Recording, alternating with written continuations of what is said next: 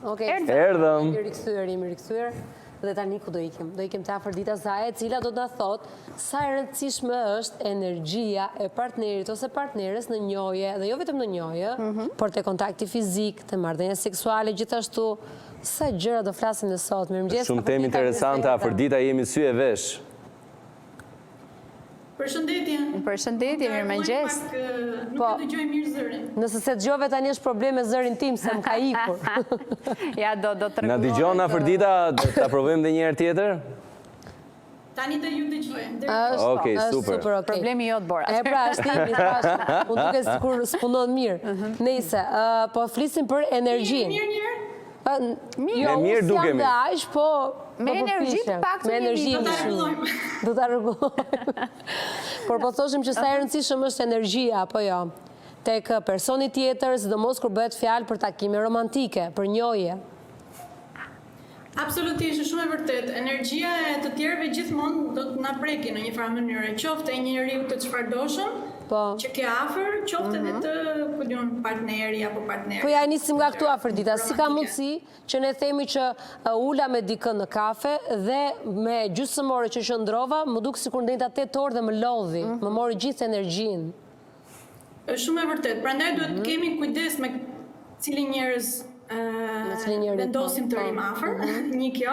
Dhe dyta është sepse energjia, aura jote për shembull, ka disa njerëz që kanë aurën shumë të ndjeshëm dhe thithin energjinë të tjerëve. Pavarësisht se ai tjetri nuk dëshiron këtë gjë, por e thith energjinë. Sidomos neve femrat, në përgjithësi, femrat janë akoma më delikate sepse femra sipas natyrës quhet pala marse. Ne marrim energjinë. Është shumë e ndjeshme. Pra duhet të zgjidhim me kujdes çunat në këtë rast, me këtë duhet të rrim. Qoftë si mi, qoftë edhe si partner. Kur është fjala për partnerin, edhe më rëndësishme pastaj të shohim energjinë. Çfarë duhet bëjë një vajzë për të njohur energjinë e një djali? Në takimet e para flas. Po, patjetër. Do bëjmë pak edukim sot. Kemi nevojë, patjetër. Unë do të citoj diçka dhe nga eposi i Piti, që është i libri i gurus tim Prashant Trivedi, sepse aty flet shumë qartësisht për këto gjëra. Për shembull aty thotë, duke patur parasysh se shumica domethënë e njerëzve ose meshkujve sot nuk punojnë me veten, domethënë që të rrisin energjinë e tyre, femra është më e prekura, qoftë në marrëdhënie fizike ose dhe thjesht shpirtërore, si më thënë, ose thjesht nga një përqafim. Po.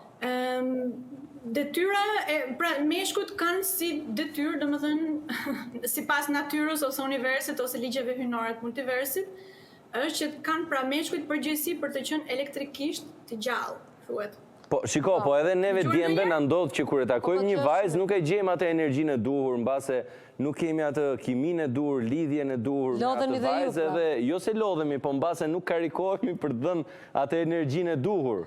Pra si e shpjegon këtë pjesë? Pikërisht, detyra e meshkujve në fakt është të karikohen vetë në një farë mënyrë duke Perfekte. Përpara se të lidhemi jemi me panele diellore, ne më Afërdita. Mund ta ngreni pak zërin, lutem. Po, regjia ju lutem ngreni pak zërin tek Afërdita. Jo, po thoja pse ne me panele diellore jemi që të vetë karikohemi? Energjia në përgjithësi, sidomos në marrëdhënie tani. Okej. Dhe në fakt hëna tani është në një ysi që quhet Utara Falguni dhe është shumë mirë që po flasim për marrëdhëniet. Romina e ke gjetur tamam orarin. Po. Për intervistën. Energjia në përgjithësi kalon nga mashkulli tek femra dhe jo nga femra tek mashkulli, për sa i përket marrëdhënieve. Në rregull? Femra, pra mashkulli ka përgjegjësi për të punuar me veten, për të aktivizuar çakrat në aspektin shpirtëror, për të bërë elektrikisht më i gjallë, ose aktivizoj kundalinin e tyre, nëse ke dëgjuar, ose çakrat brenda trupit. Atëherë me që je këtu, përpara se të lidhem me një femër. Me që je këtu që ti marrim me radhë Afërdita. Lidhur me universin. Me që je këtu që ti marrim me radhë, atëherë si ti aktivizoj një mashkull çakrat e veta, që kur ti ikit në takim me një femër, të jetë plotësisht gati, pra i karikuar. Le ta quajmë vajzë dhe jo femër, është me një vajzë, kur ti jetë në takim me një vajzë. Atëherë mashkullin në fillim duhet bëj patjetër tokëzimin, duhet filloj të haj ushqimet e mira, duhet të flasi fjalët e duara, duhet penetroj drejt të vërtetës. Të vërtetës ka shumë të vërtetë apo jo? Të gjej të vërtetën, të vërtetën, të vërtetën. Duhet të bëj luftë me veten, pra për gjetur të vërtetën si fillim. Jo luftë, thjesht ta kërkoj detyrim. Ta kërkoj. Të vërtetën e asaj që mendon vet apo që do të tjetri? Urdhë? Të vërtetën e asaj që mendon vet apo që do që të gjej të Jo, të tjetri? vërtetën, vërteta një, nuk ka 100 vërteta. Varet se pastaj Të gjej të diturinë e vërtet, për shembull çfarë është mirë për mua, si ta rrisun energjinë time, çfarë do thotë si ta hap çakrën e parë të poshtmen fare që është ka lidhje me tokën, duhet lidhet patjetër me tokën, bëj toksimin, të ha ushqimet e dura, janë të flasit fjalët e dura. Meshkujt sidomos kanë shumë punë me të folurën. Po pra, po, ne si vajza jemi në takim të parë me një djalë dhe çfarë duhet vëmë re tek energjia që na përcjell ky djalë. Do me thënë mënyra se si flet, sa i gëzuar, sa i qeshur është, a prek telefonin, do me thënë çfarë duhet vëmë re neve që të kuptojnë çfarë energjie ka. A kërcet gisha, ta prek telefonin, ç'a bën, do me thënë. Detyra e femrës është të mësoj se cilin mashkull të zgjedhi. Pra, në qoftë se një femër, domethënë, ka inteligjencë ose ka punuar dhe ajo çik me veten të paktën, domethënë të zgjedh ose të shikojë një mashkull që është më elektrikisht e zgjuar. Sigurisht kjo duhet bërë edukim, që në shkollë në fakt, që në klasë parë, 2, 3, në mënyrë që të di se çfarë të presi nga një mashkull. Për shembull sot nuk dihet kush është mashkulli i lartë, kush është mashkulli i ulët. Nuk e dallon dot një femër. Si dallon dot? Në ditët e sotme, fatkeqësisht. Po si e bëjmë diferencën e pastaj apo thjesht është ndjesia që t'jep? Jo, nuk është, sigurisht ndjesia, domethënë detyra e femrës pra të mësoj është se cilin mashkull të zgjedhë. Rrjedhimisht, sigurisht, domethënë që ta ndihmoj të evoluojë, që ajo të përmirësohet, sepse përndryshe një marrëdhënie çfarë ka? Marr apo dhënie, marrëdhënie. Domethënë një marrëdhënie duhet të ketë një qëllim përmirësimi, sigurisht për të dyja palët, por femra është më e prekur në marrëdhënie, sepse femra merr. Dhe nëse ky mashkulli çfarë do lloj energjie që ky mashkulli ka, të ulët, të lartë apo ku e di unë, kjo femra do i marrë këto energjitë. Qoftë edhe energjinë psikologjike, si mendon, traumat që mund të ketë ky mashkulli ose gëzimet, femra i merr në marrëdhënie. Po në momentin që shkon çdo gjë mirë dhe energjia që të përcjell ky djalë është e mirë, dhe vazhdon marrëdhënia ecën deri tek marrëdhëniet seksuale. Aty pastaj s'ka kimi. Çfarë ndodh? Po, atëherë duhet të kuptojmë çfarë është kjo marrëdhënia që përmendet ti, s'po e përmend emrin. SEX apo jo? SEX në anglisht seksuale, po. Do të thotë çfarë do të thotë njëherë? Ta marrim vetë çfarë do të thotë, apo jo din që merrem me gjysmë. Do të thotë. Ka ndonjë shpjegim tjetër? Do të thotë shumë. Shumë. I ngarkesës elektrike, eja është ngarkesa elektrike në kryqëzim X-i. Apo jo. Duke patur pra, në qoftë se një mashkull, domethënë, gjatë marrëdhënies femra merr energjinë e mashkullit çfarë ka. Sa herë kryen marrëdhënien. Okej. Ai merr atë energjinë. Me një energji. përqafim, por gjatë marrëdhënies është më tepër, më e madhe. Energjia, Okej, do të thënë automatikisht mendon që ajo nuk është e lodhur dhe ai është i lodhur, sa ai ka marrë energjinë. Po. Edhe ai nëse është i lodhur, edhe ajo të jetë super e fuqishme, e shumë e mirë, ka punë, domethënë. Shiko, Afrodita. Afrodita. Ka masë të tjerë, do marrë nëse mashkulli nuk është me energji të lartë, asaj direkt i ulet energjia. E qartë. Po shiko tani, është dhe kjo faza përgatitore, pra është një fazë tek e cila aty donte edhe të thoshte Romina që përpara se të shkojmë tek marrëdhënia seksuale, që si duhet ta krijojmë në atë kushtin e duhur për një energji të mirë. Për ndezje që rinj për këtë. Patjetër pra se po flasim për një energji të mirë që të finalizohet. Në tregimet e lashta të Vedave, gratë zakonisht i zgjidhin burrat e tyre në një ceremoni. Në parim ato zgjidhnin çdo që ato mendonin se ishte lloji më i mirë, ose nuk zgjidhnin asnjë nëse mendonin se askush nuk ishte fort i mirë. Kur një femër flen me një mashkull, ajo në thelb është duke i thënë atij, unë jam mjeti marrës, ashtu siç natyra ka projektuar, dua të marr prej teje, pra prej mashkullit, pra dëshiroj diçka prej teje, që do të thotë se mashkulli ka diçka të rëndësishme për të thënë.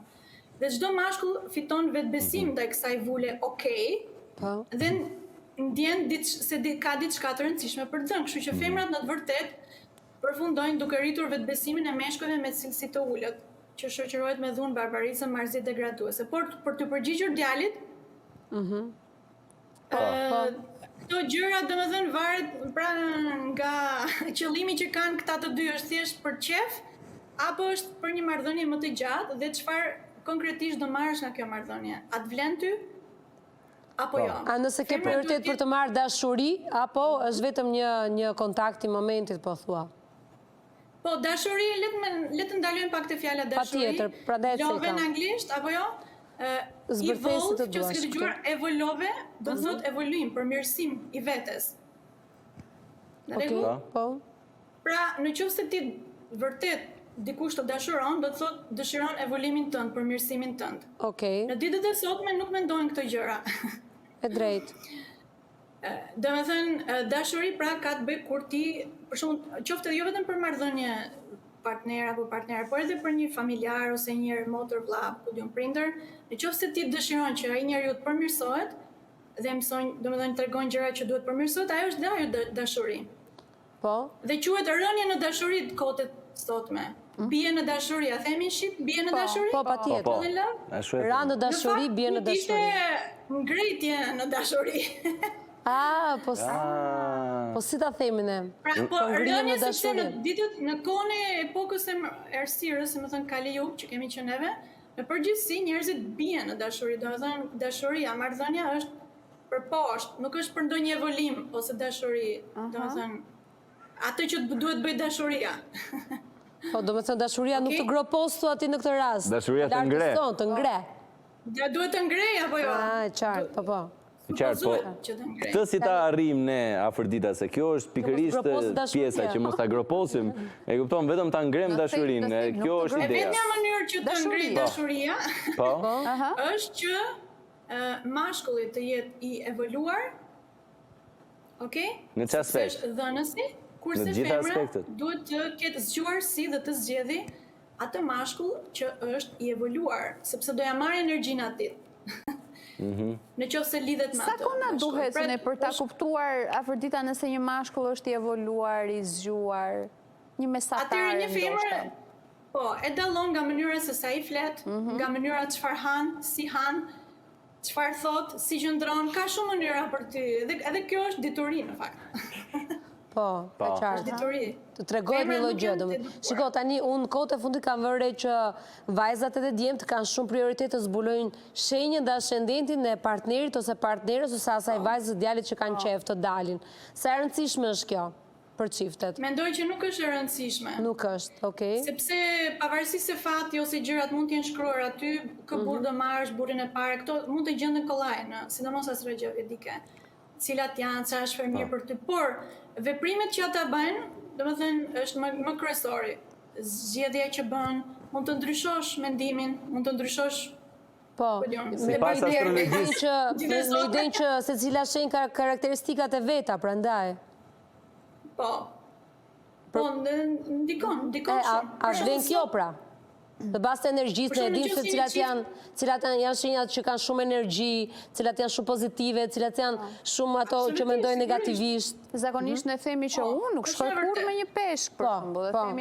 Për shembull, një mashkull, nëse te horoskopi i tij dallohet aty ku është Venusi i tij, në cilën shtëpi astrologjike, aty dallohet çfarë karakteristikash do ketë gruaja ose dashura ose ku diun partneri. E kanë fatin të shkruar, domethënë.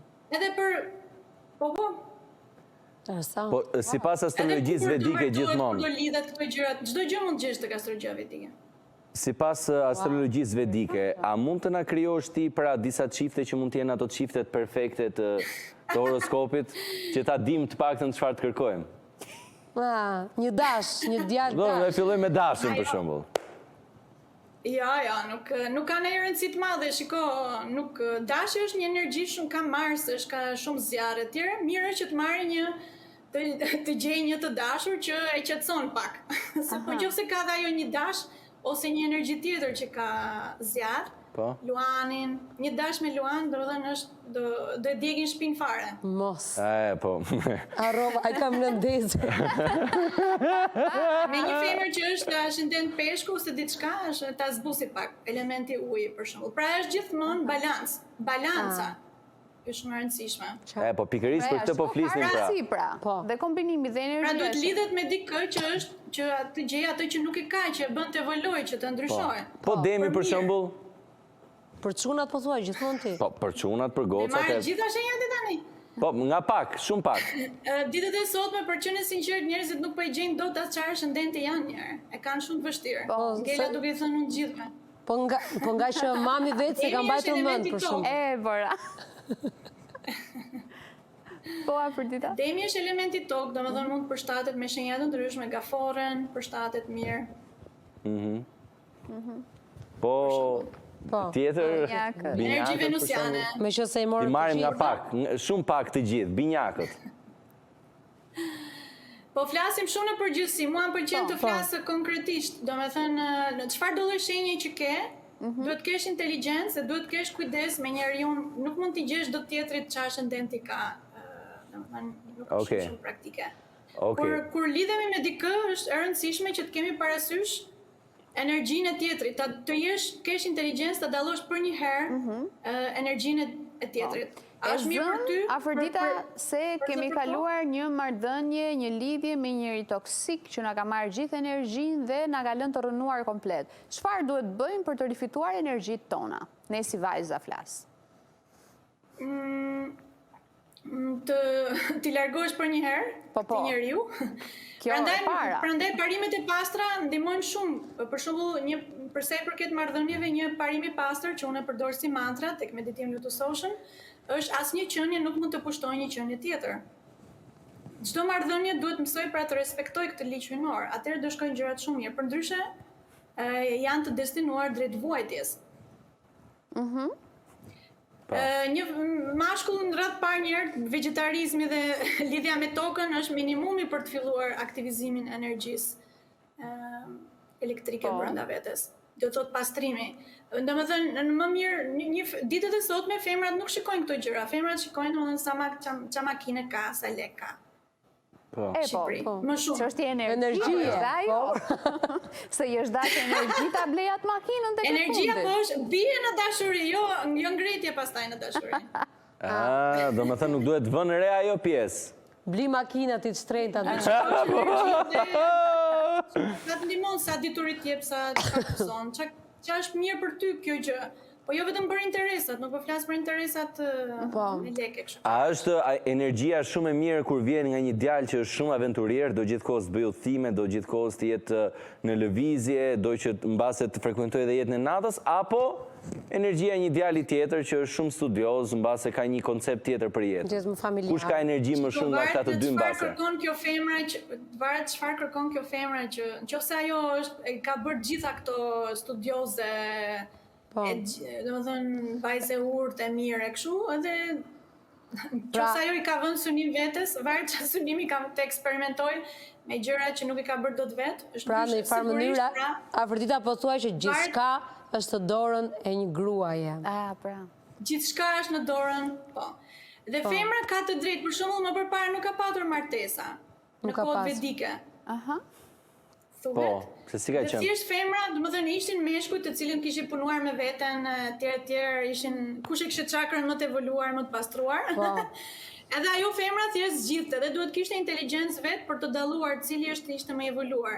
E zgjidhte dhe kjo ishte martesa. Dhe në qoftë se nuk i pëlqente më vonë, kishte bërë një gabim. Largohej. Çai bëte largonte. Largohej, po. Funksionon dhe sot. Si në ditët e sotme që obobo apo ku diun. Më duket se edhe sot te pjesa e vedikes jemi kthyer. Jemi rikthyer. Jetë çakrën një herë dhe po si pëlqeu çakra. Jo se ikën largohet. Më përpara ka qenë që hajde të japim nga energjia jon si ta bëjmë që të ndryshojë këtë ande. Sot ka ndryshuar koha. Sot është për shembull martesa. Nuk më pëlqen çakra e tij, mirëpafshim. Kaq. Shumica e meshkujve sot fatkeqësisht janë elektrikisht të vdekur, domethënë janë nuk kanë punuar me veten për sa i përket çakrave. Martesa tek eposi piti thuhet diçka shumë interesante. Martesa e vërtet është ajo midis mendjes dhe zemrës. Po Tani shiko. kaluam te pjesa spirituale pra. Kaluam, po unë dua disa këshilla se si të rregullojmë çakrën, të lutem. Po do të jap unë ato këshilla, por për martesën, martesa një term alkimik e reduktuar në vula të shoqërisë dhe legalitetit të pakuptim. Martesa pra e vërtet është ajo midis mendjes dhe zemrës. Anës e majt, anës e djathtë, prandaj quhet ana e majt femërore, ana e majt e djathtë mashkullore. Po. Domethënë, në kontekstin e një marrëdhënie midis një burri dhe një gruaja, martesa është e vërtetë dhe mund të zgjasë vetëm për aq kohë sa gruas realisht i duket burri më i lartë, më interesant. Përndryshe është vetëm një mashtrim, një pretendim qesharak për të mposhtur frikën ndaj varfërisë, shoqërisë, vetmisë. Njerëzit që ndrojnë së bashku pa ndonjë alkimi, jo të gjithë, po them disa, pa ndonjë alkimi ose qëllim evolucionar, pra për evolim. Dhe kjo të çon vetëm në grindje, konflikt, depresion, degradim. Pra, mënyra se si të zgjedhë një femër është vendos për jetën e saj, sepse ajo do marrë patjetër energjinë e mashkullit me cilën ajo do zgjedhë jetën. Dhe do ja marrë energjitë, pavarësisht se ai duket më i bukur, më i pasur, më i miri, energjitë që ka brenda e femra do i marrë dhe do t'i përjetojë ato energjitë gjatë gjithë jetës. Tani të këshillat që kërkoj reja, Ferdita. Te çakra. Si të forcoj çakrën? Po. Duhet patjetër të fillosh ushqimet vegetariane, të paktën të paksosh mishin nga pak. Një kjo. Nuk bëhet. Sepse me mishin e ke pamundur të aktivizosh çakrën e poshtme fare të tokës. Këto tjerat s'ke shans, këto që janë sipër. Okej. Dhe duhet fillosh të flasësh nga qendra e gojës, unë dua të mirë në vetes, të flasësh pra këto mantrat që mësojmë tek meditimi. Domethënë të thjeshtat. Asnjë qenie nuk mund të pushtojë një tjetër. Okej. Unë dua të evoloj. Të thuaj universit. Ta përsëris. Gjithkohës duhet të jenë një lloj manifestimi pra. Po, domethënë t'ja bësh të qetë të qartë universit që ti dëshiron ta bësh këtë gjë, një kjo, me zë patjetër. Meshkujt kanë shumë punë me zërin. Madje edhe ju që punoni si gazetar, duhet të folur nga qendra e gojës është shumë e rëndësishme sepse lëshon vibracionet e të tjerët dhe krijon dhe karma për veten. Në të ardhmen. Pra, domethënë çakrat është këto gjërat janë kryesore. Tokëzimin 5 minuta 10 minuta për ditë. Zbathur. Meshkujt atjetër. Pra duhet filloj një puna me çakrën thej që është çakra poshtë, që është e lidhur me tokën. E tokës. Muladhar. Po çakra lart? Po. Ajo lart. Po nuk pastrove këtë të poshtme, fare nuk kalon energji sipër, është dera e parë, si më thënë. Okej. Një shenjë për ndaj tokës, elementëve të natyrës, domethënë ushqimi kryesor të folur këto janë gjërat bazë që një mashkull duhet t'i bëjë në ditët e sotme. Hajde tek seancat e mia ti mësoj. Kjo është përgjigjja e gjithëve. Fundja fare. Shumë interesante, ishin gjitha shumë të bukura, të thëna, kishte shumë të vërteta që ti kupton që janë pjesë e përditshmërisë edhe njerëzve që ti ke dëgjuar, domethënë. Faleminderit shumë Afërdita, është kënaqësi si gjithmonë. Faleminderit Afërdita. Të përshafojmë fort, gjithë të mirat. Përqafime gjithashtu, kënaqësi. Mirupafshim. Premton do ftosh do punosh për çakra. Çuna lapse letër çuna. Të thonë, kështu që çuna keni kujdes. Keni kujdes. Drejt, ky është. More, do na vi Nikola Ndoni, e do na thotë ç'është kjo. Po mirë më, s'është të thënë që në këtë botë kanë të gjithë të njëjtin mendim. Bravo. Po mirë, në rregull, po do jetë kjo tjetra që duhet lënë mishi për një çakër të poshtme më mirë. Atëherë të ka thënë ty Nikola që po ngre mish ti rregullon çakrën ose e ke çakrën jo mirë? Jo. Ka thënë, ta ka përmendur? Po ha tani, po duhet mendoj për shëndetin apo për çakrën? Mendoj mirë për çakrën se lidhet me shëndetin. Mirë. Okej, atëherë të dashur çuna e morët vesh një stil shumë të mirë për të punuar për çakrën e poshtme. Ashtu. Okej. Ikim reklama. Kthehemi pas pak.